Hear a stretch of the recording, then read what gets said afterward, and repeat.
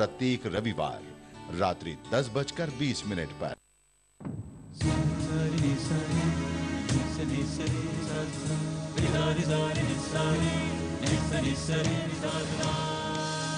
ये है वैदिक ब्रॉडकास्टिंग।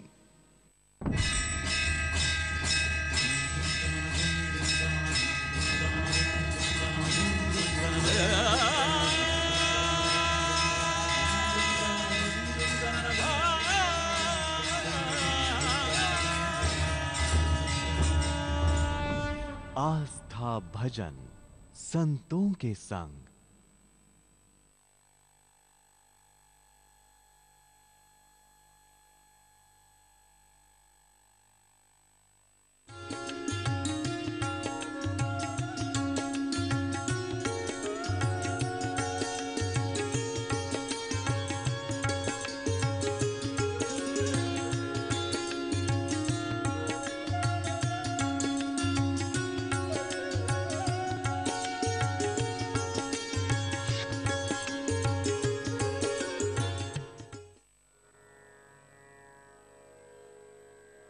प्रत्येक आदमी सम्मान करने का अपना अपना ढंग है ना, सब प्रत्येक आदमी का अपना अपना ढंग है। लक्ष्मण जी उठे, वो भी अपने चुम्बन लेने के लिए तकनीक जानते थे। उठे, कटार निकाले और खटाक से आगे से नाक दोनों कान काट कर कहे कि लो यह सुंदरता अपना अपने हाथ में रखो, चलो यहां से। जय राम जी की। देखो, लक्ष्मण का सुंदरता का ख्याल करना भी बड़ा टेक्निक था। और वह अपनी जो है चिल्लाई बड़ी जोर से, रुधिर प्रकट हुआ, वह अपने रूप में आ गई। वृद्धावस्था तो हो ही गया था, चिल्लाते हुए चली गई। जब वह जा रही है तो अपने खर और दूषण त्रिशरा, ये इसके भाई थे, और इन लोगों से जाकर राक्षसों से कही, जो यहाँ के सेनापति थे, यह तो गवर्नर थी, सेनापति थी, तुम लोग यहाँ बैठे हुए हो, शर्म नहीं आ रही है? और यहाँ पर एक जो है अयोध्या का निर्वासित राजकुमार आकर सारे राक्षसों को नाश किए जा रहा है। यह नहीं कही कि मैं किस काम के लिए गया था, यह भी कही कि तुम लोग, तुम्हारा CID CBI कुछ नहीं कर रहा है, तुम लोग केवल लूटते हो, खाते हो और पीते हो, लड़ने की साहस खो चुके हो। खर दूषण और त्रिशुना, तुम जानते हो मैं उसका भी क्षेत्र घुमा हूं। खरसियां जानता है ना, छत्तीसगढ़ में खरसियां हैं, खरदूषण वहां रहता था, खरसियां के नाम पर खरदूषण पड़ रहा है। बाणासुर भी वहीं रहता था, बाणासुर का शिव मंदिर वहां है। खरसियां छत्तीसगढ़ में है, बाणासुर का भी राजधानी वही है। वो सब दंडकारण्य है, छत्तीसगढ़ भी उसी दंडकारण्य के क्षेत्र में भी आता है। मैं सब जगह घुमा हूं, देखा एक जगह घुमा। तब खर और दूषण, मैं केवल इशारा कर रहा हूं कथा के तरफ, खर और दूषण दोनों जो है, त्रिशिरा तीनों जो हैं, 12,000 सेनाओं कर लेकर चल दिए। कहे कि बहन ठीक ठीक दिखाओ जगह कहाँ है, तुम चाहती क्या हो, उस आदेश का पालन मैं करूँगा। कहा कि मैं भैया ठीक मैं बात कहूँ अपनी मन की बात, हाँ लक्ष्मण का सिर उतार दो, दुष्ट है वो, हमारा कान नाक काट कर हमको क्रूप किया है, इसलिए इसका सिर उतार लो और राम को गिरफ्तार करके हमारे हवाले करो, और सीता को गिरफ्तार करके हमारे भैया को, हमारे भाई जो हैं रावण राजा हैं, उनको जो उपहार भेंट करो। अच्छा उपाय बताइए ना। खरदूषण कहा कि बहन यही होगा, तुम्हारे साथ मजाक करने वाली की हालत यही होगा। कहा कि लक्ष्मण का सिर मैं देखना चाहती हूँ, सिर धड़ लाओ। एक लड़की जो थी, एक औरत जो थी, इसकी सेविका थी, वह किसी तरह से, वह भी बंदर जात की थी, बंदरी थी, वह राम के यहाँ आ गई थी, वह सारी सूचना देने लगी थी। सूचना के बहुत इंपॉर्टेंट है, आप लोग सूचना नहीं लेते हो, कोई आता जाता पूछते हैं कि कौन घूम रहा है, तो पता नहीं कौन घूम रहा है गुरु जी। देखो वहाँ जो है सूचना, वहाँ भी जुट गए थे भगवान राम। वह देती थी, आकर सूचना दे दी कि सब सेना अटैक कर रहा है। इधर जो है जैसे ही नाक काटे तब आकर के गिद्धराज जटायु कहा, राम सजग, जितनी आपके आसपास द्वीप समाज की वाहिनियां हैं तुरंत खबर करो, वायरलेस करो, टेलीफोन करो, सबको बुला लो। अब डायरेक्ट रावण की तूने चुनौती दे दिया। उसके बहन का नाक काट काट के तूने चुनौती दे दिया है, हो सकता है उसका भाई आवे, अब तूने डायरेक्ट युद्ध की चुनौती दे दिया है। अभी तक तुम डालियों से खेल रहा था, अब तुम डायरेक्ट जड़ से प्रहार करने के लिए आ गया है। इसलिए मैं राजा हूं, यह जानता हूं, विलंब मत करो राम। राम देखो, इसीलिए बड़े बुजुर्ग के आदमी का सलाह लिया जाता है। राम तुरंत सब सेनाओं को भेजे, जगह जगह जो उनके था, ब्रह्मचारी थे, सन्यासी थे, आसपास के सब लोगों को बुलाओ, युद्ध विद्या जिन काला जान गए हैं, सबको बुलाकर किसी को पेड़ पर चढ़ा दिए, किसी झाड़ी में छिपा दिए, किसी के राम युद्ध विद्या में। ऊपर वह जो है टीला था ही, दूर से देखने लगे। खर और दूषण तीसरा 12,000 सैनिकों को लेकर के, ये केवल तलवार लेकर के चले थे कि इनको मार काटना ही ना है तलवार, चूंकि ये लूटने पाटने के लिए आदि हो गए थे। यह तो जानते भी नहीं थे, मानव जात के लोग भी तीर धनुष चलाना जानता है। और यह जब बंदर तो पत्थर से वार करते हैं और लकड़ी से गदा बनाकर लड़ाई लड़ते हैं। बंदर रीछ जो है हाथ से लड़ते हैं, बंदर हाथ से लड़ते हैं, इसलिए हाथ का लड़ने के लिए तलवार तो काफी है ना, इसलिए वह तलवार लेकर के सब चला था। जैसे ही राम के नजदीक वहां पर पहुंचा, इनके टीले के नजदीक, वह खर बड़ा हंसा, बहन कहां ला रही हो? यह तो इतने मूर्ख हैं आकि इनकी गुप्तचर विभाग सूचना तक नहीं दिया, एक नहीं दिखाई पड़ रहे हैं। ये मालूम होता है अपने झोपड़ी में ताश खेल रहे हैं। अभी हम नहीं झोपड़ी में ये गिरफ्तार कर लेंगे बहन, क्यों इतनी सेना को बुलाई? ये तो हम दोनों भाई आते इसे झोपड़ी से गिरफ्तार कर लेते। इनकी मूर्खता की हद हो गई।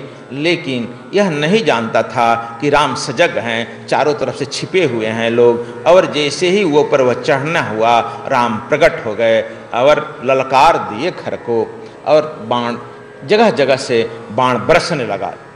जो छिपा था पेड़ों पर, झाड़ियों में, सब और चारों तरफ से बाण की वर्षा होने लगी। उसके जितने सैनिक थे 12,000, नजदीक तलवार चलाना तो दूर है, टनाटन वहीं घुलटने लगे। अब खर दूषण तीसरा समझा, क्योंकि यह जो था उस रथ में था जो कि कवच धारण था उसका, लेकिन देख रहा था यह दिखाई नहीं पड़ रहा है, सब केवल तीरे दिखाई पड़ रहा था। आखिर हम लोग चुक गए, इसकी तो गुप्तचर विभाग ज्यादा सक्रिय है, ये सब तीर बरस कहां से रहा है? क्या वह मंत्र जानता है? क्या वह जो है दैविक प्रकोप करना जानता है? किसी को दिखाई नहीं पड़ रहा है, लेकिन चारों तरफ से तीरें धड़ाधड़ बरस रही है, मेरे सैनिक खटाखट उलट रहे हैं। अब क्या किया जाए? तब खर दूषण यह अपने राम को ललकारा कि तुम बहादुरी के साथ आग सामने युद्ध करो। राम कहे कि हम तो सामने ही हैं। खर के सामने राम चले गए, दूषण के सामने लक्ष्मण खड़ा हो गए, और दोनों जो है तलवार लेकर भांज रहा था, लेकिन तीर से वार किए। खर और दूषण वहीं पर जो है जय श्री राम जी की हुए, और पूरी 12,000 सेनाओं को वह जो है 2 मिनट में चटापट कर दिए। और देखो यह जो है बुद्धि से काम हो गया। तब उसकी बहन जो थी स्वर्ण रेखा, और जो सैनिक बचे थे भागे लंका के तरफ। उसकी बहन रथ पर आरूढ़ होकर के लंका की तरफ भागी, और जगह बिना विश्राम किए जगह जगह वहां पर घोड़े बदलने के लिए अड्डा थे, वहां घोड़े बदलते रहते थे, जैसे अभी इंजन बदलता है तुम लोगों का, वहां घोड़े बदलते थे और रथ वही चलता था। घोड़े बदलने की जगह पर थोड़ा मिनट रुकती और वहां से भागती, क्योंकि वह राजकुमारी है लंका की। भागती होते होते वह संध्या होते होते लंका पहुंच गई, और लंका जब पहुंच गई, लंका के द्वार पर मदोदरी उसे रिसीव किया। और उस समय आपातकालीन सभा, प्रथम बार आपातकालीन सभा बुला चुका था लंका में रावण। सभाएं बैठ गई थी, और मदोदरी अपने आवास में ले जाकर के बहन की स्वागत किया। लेकिन वह कहे कि नहीं, मुझे राज्यसभा में जाने दो, लोकसभा में जब गई, देख रही कि रावण को डांटते हुए बोली, चूंकि बड़ी बहन थी, तुम यहाँ अभी लोकसभा चला रहा है, वहां तुम्हारे तीनों भाइयों को मार दिया, सारे फौज कर दिया, वह लंका में पहुंचने ही वाला है, देखो मेरा यह रूप बदल दिया। रावण राज कहा कि ठीक है बहन, मुझे सूचना मिल गई है, मेरी गुप्तचर व्यवस्था इतनी ढीली नहीं है, सूचना मिल गई है, मैं प्लानिंग कर रहा हूं क्या किया जाए, तुम विश्राम करो। पुनः उन्हें घर भेज देती है। अब वह जब जाता है घर, वह जाती है उनके घर पर बैठती है। तब मदोदरी पुनः आकर के सेवा शुश्रूषा में जुटती है, और कहती है मंदोदरी कि बहन तुमको बहुत कष्ट हुआ, डॉक्टर से इलाज वगैरह सब चालू हो गया है, लेकिन यह जो है उसको देख करके और माथे पर उसका सिंदूर देख करके कुढ़ जाती है कि मेरे पति को तो तुम्हारा पति मार गिराया और मुझे जन्म स्थान दे दिया। यदि मैं सचमुच में स्वर्ण रेखा होंगी तो तुम्हारे सारे पति और पुत्रों को लाश पर मैं नहीं घूमी, तब मैं सचमुच में स्वर्ण रेखा नहीं कहला करके राख रेखा कहलाऊंगी। देखो घर का बैरी यह अपने अपने संकल्प ले ली। इसलिए तुम मत समझो तुम्हारे नजदीक रहने वाला आदमी ही तुम पर धोखा करेगा, बाहर वाला आदमी धोखा करता है तो संभल जाओगे, घर के लोग धोखा करते हैं तो संभल नहीं पाओगे। यह संकल्प ले ली। मेरे पति को मार करके तुम जो है अपने मौज कर रही हो, तुम जाओ हमको और लोगों से मिलना है। तुम जानती हो कि मैं राष्ट्राध्यक्ष भी हूं, बहुत लोग मिलने वाले हूं, तुम्हारे ऐसा मैं कोई गृहिणी नहीं हूं। ठीक है वह कही। तब तक से खबर आया कि विभीषण, युवराज विभीषण मिलना चाहते हैं। युवराज विभीषण का नाम सुनते ही नाक भाव समेटने लगी। यह तो दुष्ट, जन्म से ही दुष्ट है, यह सुधरेगा ही नहीं जिंदगी भर, और यही प्रथम मिलने आ रहा है। अपनी पत्नी सुरमा के साथ विभीषण आए, प्रणाम किए। बहन कैसी हो? तुम्हें पता नहीं चला कैसी हूं? तुम यहां के गृह मंत्री हो, तुम्हें पता नहीं चला कि मैं कैसी हूं? देख नहीं रहा मैं कैसी हूं? राजकाज करने लायक तुम नहीं रहा विभीषण। विभीषण कहता है मैं समझ गया बहन, तुम वैसी हो जैसे तुम विद्युत जिह्वा, काल जय विद्युत जिह्वा के साथ लेकर भागी थी, उसी तरह से लंका को लेकर भागने वाली हो। विभीषण इसीलिए कहते हैं कि तुम जन्म से नालायक निकला ना, राज मर्यादा भी भूल गया, अपनी बड़ी बहन से ऐसे बात करते हो। कहा कि हाँ बहन भूल करना, लेकिन मैं यह समझ गई कि तू 12,000 सेनाओं के साथ खर दूषण त्रिशिरा को ही नहीं मारी है, तू लंका के एक एक आदमी को हवन कर देगी, अपने काम वासना के चक्कर में मार डालेगी। जब तक से तू मार नहीं डालेगी बहन, तब तक से तुम जो है चैन की नींद नहीं सोएगी। देखो एक साधु है, साधु भी उसका अभी संकल्प लिया, अभी पकड़ लिया, अभी संकल्प ली है ना, इसीलिए साधु से नहीं कारज की हानि। विभीषण साधु है, भक्त है, यह जान गया एक एक आदमी को यह मार डालेगी, यह जानती है। विभीषण तुम निकल जाओ यहां से, मैं तुझे जानती हूं कि जन्म से तू नालायक हमारे वंश में जन्म ले लिया है, और तुम्हारी नालायकियों को ढोते ढोते हम लोग तंग आ गए हैं। निकल जाओ और पुनः मेरे यहाँ मत आना, न मेरी समाचार पूछने के लिए आना। कहा कि नहीं बहन, अब मैं जा रहा हूँ, तुम बड़ी हो, मैं प्रणाम कर रहा हूँ, लेकिन मैं यह समझ गया कि अब तुम्हें उसी समय अब हम लोग मिलेंगे जब लंका के एक एक आदमी तुम्हारे वासना के शिकार हो जाएंगे। सांच कहे जग मारा, सच कह करके यह विभीषण वहां से बाहर निकल गया। इधर अगस्त ऋषि पत्नी लोपापुद्रा के साथ पहुंच गए। देखा एक ऋषि ऐसा भी है, और पहुंचते ही कहे राम अब डायरेक्ट युद्ध का वाहन हो गया ना। कहा कि हाँ ऋषि डायरेक्ट युद्ध का वाहन हो गया। कहा कि अब तुम एक तरफा अभी तक राम युद्ध किया है, सिद्धाश्रम से यहां तक केवल मारा है ना,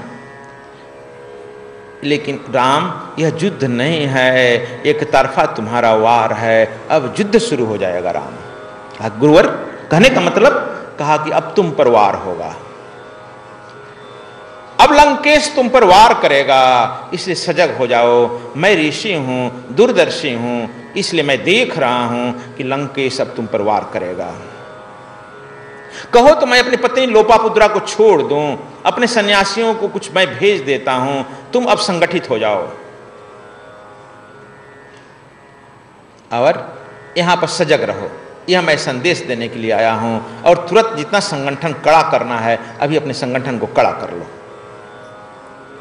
यह बात कहा कि ठीक है ऋषिवर, आपका संदेश मान लिए, और आप अभी माता लोपापुद्रा की जरूरत नहीं है, अभी हम लोग जानते हैं कि हमारा इष्ट और अभिष्ट लंका है, इसलिए इन्हें ले जाइए, जरूरत पड़ने पर हम कहेंगे, अभी हमारे यहाँ एक तरफा ही युद्ध है। इधर लंकेश जो है, लंकापति रावण चिंतित हो गया कि यह जो है निर्वासित राजकुमार धीरे धीरे मेरे साम्राज्य को छीन करते जा रहा है। लेकिन वहां से चित्रकूट होते हुए यह जो है जन स्थान पहुंच गया, और जन स्थान में जो मेरे ही समान जो मेरे भाई थे खर और दूषण बलवान, इन्हें कौन मार सकता है, उसे भी मार दिया। इसका मतलब कि साधारण वनवासी नहीं हैं, ये हमारे अयोध्या के लिए कलंक हो गए हैं।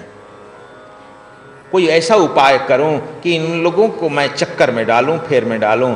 लेकिन रात में सोचते सोचते एक उपाय सूझ गया।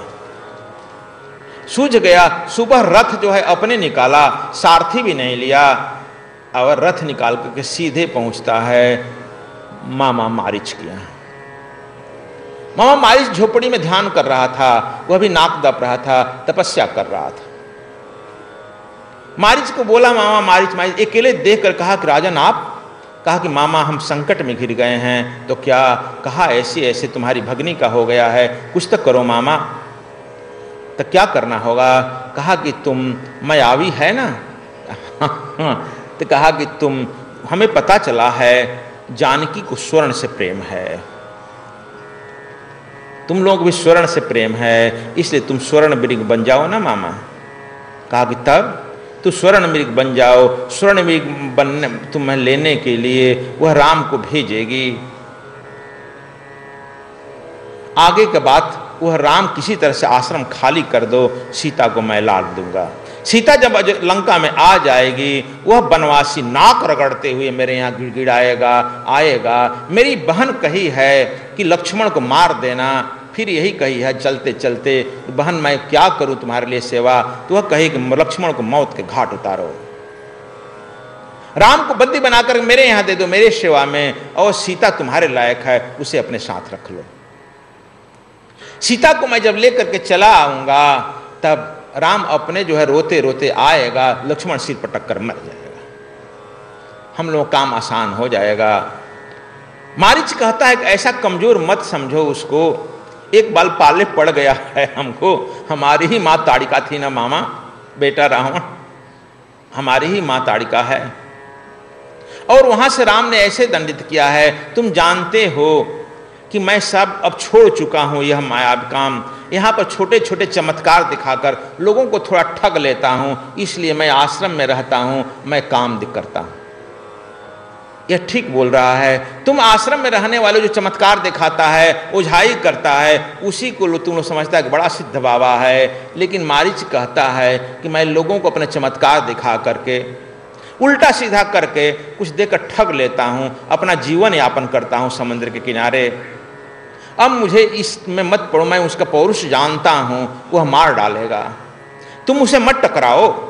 और भी देखो, मैं विश्वामित्र को भी देखा, लेकिन मैं अपने इस चमत्कार में, अपने जैसे तुम तपस्या किया है, मैं भी तपस्या किया हूँ, और पूरा रावण साम्राज्य, तुम्हारा राक्षस साम्राज्य तपस्या पर टिका हुआ है। लेकिन चाल चरित्र के हम लोग धनी नहीं हैं, हम लोग काम से, वासना से अतृप्त हैं, इसलिए मेरी रात दिन गिरावट अब होने लगी है। और हमने विश्वामित्र के आश्रम में कभी जाकर हथियार नहीं डाला, न उनका स्वर जोग सीखा, न साधना सीखा, न देवासुर दिव्यास्त्र लिया, हम तो वहीं कहीं के नहीं रह गए ना। अब मुझे डायरेक्ट आवाहन मत करो भगिना। हालांकि मारीच समझाता है, और हम छोटी छोटी ठगहारी करते हैं। कोई रास्ते से जा रहा है, उसका हम हाथ देख लेते हैं, हाथ देकर कुछ बता देते हैं ग्रह नक्षत्र। तुम लोग हमसे भी बहुत बार लोग मिलते हैं चलती ट्रेन में, हवाई जहाज में, महाराज जी कुछ हाथ भी देखते हैं क्या? तुम्हारी और किसी पर कोई कीमत नहीं, बस हाथ पर कीमत है, जो कि तुम जानते हो। पुराण कहता है, विष्णु पुराण, नारद पुराण, ज्योतिषी को, वैद्य को, कथावाचक को, इन्हें प्रणाम मत करो, इन्हें दान मत दो। चूंकि ये भगवान की भक्ति न सिखा करके ये जो ग्रह नक्षत्र में लगा देते हैं, और ग्रह नक्षत्र में भ्रमा करके भक्ति से दूर कर देते हैं, ये आवागमन के बंधन में लगा देते हैं, ग्रहाधिपति को नहीं पकड़ाते हैं, ग्रहों को पकड़ा देते हैं, इसलिए इन्हें प्रणाम करने से भी मनाही कर दी गई है। और वह मारीच कहता है, मैं जानता हूँ, लेकिन क्या करूँ, किसी का हाथ देख देता हूँ, किसी के ललाट देख देता हूँ, किसी का कुछ भी देख लेता हूँ, इसे थोड़ी थोड़ी ठगहारी करके अपना काम चला लेता हूँ। लेकिन तुम तो मेरी मौत बुला रहा है, मत जाओ, तुम्हारा भी चलो मैं हाथ देख देता हूं, कुछ भविष्य बता देता हूं। रावण संहिता है। रावण कहता हमसे बड़ा ज्योतिषी तू ही बना है, अब तू गुरु बन गया है। देखो रावण कहता है गुरु सम उपदेश, तुम गुरु की तरह उपदेश देने लगा, और तलवार निकाल लेता है, अभी मैं तुम्हें बताता हूं, हमसे न तुम बड़ा ज्योतिषी है, न तू बना ज्ञानी है, 4 वेद 6 शास्त्र का मैं ज्ञाता हूं, इसलिए मुझे 10 शिष्य कहा गया है। नहीं जानता है तुम जो है यह जानता है मेरी तो रावण संहिता है। अभी भी कुछ लोग रावण संहिता से देखते हैं और रावण अपना नहीं देख पाया भविष्य। सद्गुरु स्वामी कृष्णायन जी महाराज का उत्तर प्रदेश कार्यक्रम। सद्गुरु स्वामी कृष्णायन जी महाराज 18 से 23 जनवरी 2015 तक इलाहाबाद माघ मेला में उपस्थित रहेंगे। यहाँ सत्संग और ध्यान योग का कार्यक्रम चल सकता है। अधिक जानकारी के लिए संपर्क करें आचार्य जनेश्वर स्वामी 09839645310। मानव जीवन में सफलता प्राप्त करने की ध्यान प्रथम और अंतिम विधि है। वर्तमान युग में भौतिक और आध्यात्मिक उन्नति को प्राप्त कर मानव सेवा की कला सीखें। सद्गुरु स्वामी कृष्णायन जी महाराज की अमृतवाणी में स्वर योग साधना कार्यक्रम आस्था भजन पर प्रतिदिन रात्रि 9:20 पर और आस्था चैनल पर प्रत्येक रविवार रात्रि 10:20 पर।